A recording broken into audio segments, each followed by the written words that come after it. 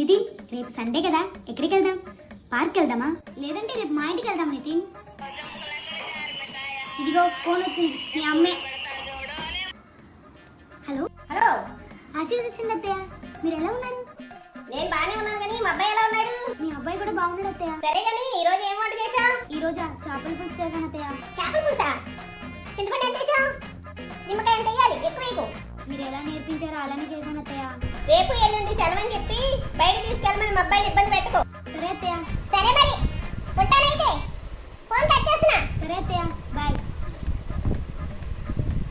చేపల పులుసులో ఎంత చింతపండు వేయాలో మాకు తెలియదా ఏంటి? పెద్ద మాస్టర్ చెఫ్. కనీసం నేను ఎలా ఉండి అడిగారా? బయటికి వెళ్ళకూడదు, ఏం చేయకూడదు, అనుకుని ఎప్పుడు ఏమైనా ఒకటి చెప్తే ఉంటారు.